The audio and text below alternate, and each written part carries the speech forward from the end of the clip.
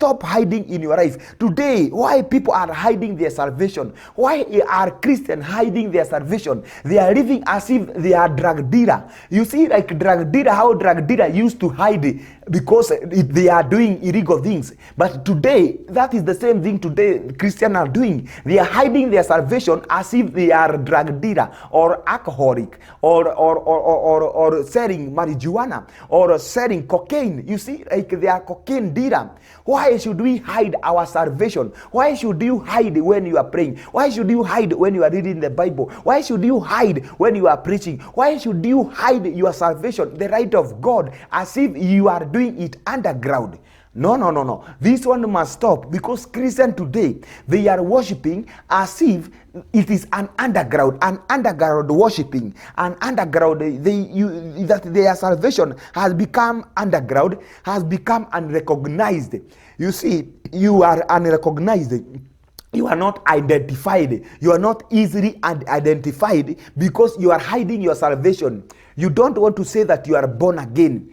That is what they are doing. They, even at school, even at work, wherever they go, they don't want to testify that they are born again. They don't want to stand with the truth. Why? Because they are hiding their salvation. And God is saying that do not be ashamed of the gospel of Christ. For the gospel of Christ is the power to those that believe. It is power to those that believe. Therefore, the time has come to come out of darkness, to come out of hiding. The time has come to come out of hiding. The days of hiding in wilderness, the days of hiding there in the caves, it is over. This is the time to come out. This is the time to stand out. Stand out at the street. Stand out wherever you are, in every possession that you have been given. Stand out for Jesus Christ. Stand and proclaim him. Stand and testify him. Stand and let your right be seen by people, so that they may glorify God in heaven.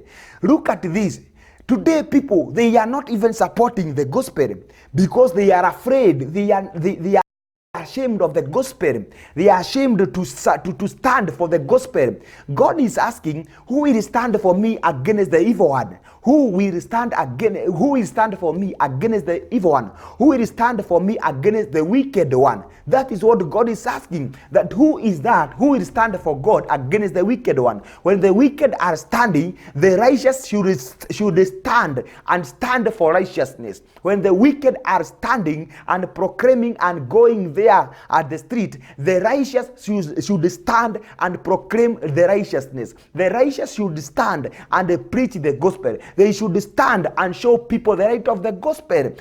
That is why God is asking, who will stand for me against the wicked one? This is the condition of the world today that we are living, that they are no more. Where are Christians? Those that used to support men of God, those that used to stand for the truth, those that used to stand for the gospel, where are they? You see, God is saying today, let us not become afraid of Jesus Christ, being afraid of the gospel of God. Let us not become ashamed of Jesus, because the gospel is power for us. Why should we hide? Why should we fear? Why should we fear to proclaim about him? No, let us stand for God, because the kingdom of God is near and the time is near, because the Bible says that the time will come when you will not hide anymore. That whatever that you had in secret, go and proclaim them at the rooftop. That the time will come, and the time has come, that what was spoken in darkness will be spoken, will be proclaimed in the light, in the public. Therefore, the time for hiding is over.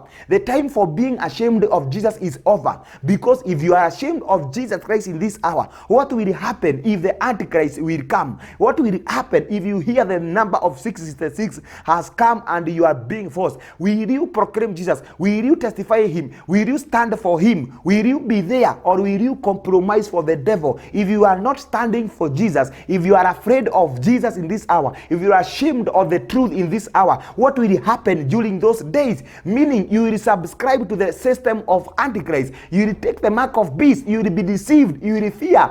You will take it and rest. You see, that is why God is telling unto us that let us be careful, because there are people who will be denied in heaven because of fearing. When you fear, you don't fulfill the will of the Lord. When you fear, you cannot march.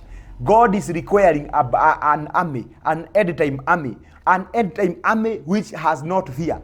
an end time army which will stand for God without fear, with the strength, with the boldness, with the courage, and with the zeal to preach Jesus, to stand for Jesus, not for homosexual, nor for homosexual, nor for atheists. They are ready to stand for Christ. When the wicked will stand, they will raise their banner and stand for righteousness, stand for holiness, stand for truth, stand for God who created the heaven and earth, stand on his behalf. We are in this world to stand on behalf of God.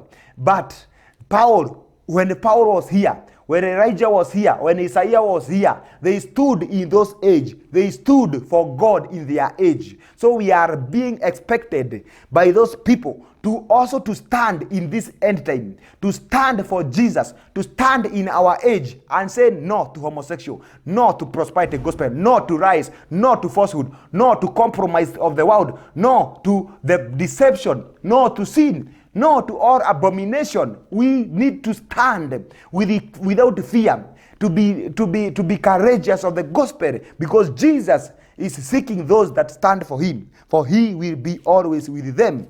Imagine, my dear brother and my sister, that when that day Jesus Christ come, when we hear the trumpet and we see, oh, Jesus is coming, and expecting that, oh, Jesus, you are coming, expecting Jesus Christ to receive Jesus, or Jesus to receive you. But when he come, he say, go away, I don't know you. Go away, I don't know you. You did not testify me. You are afraid of me. You are ashamed of me. You did not witness me. So how comes you want me to witness you? I cannot witness. What you did, I am doing it to you. Why? Because the same measure you measure shall be measured unto you. So love God, and do not be ashamed of him. And when he come in his glory, when Jesus come in his glory, he will not ashamed to say that this is my son, this is my daughter, this is my my children, because they were not ashamed. They testify about him. They spoke the truth. They stood with the truth.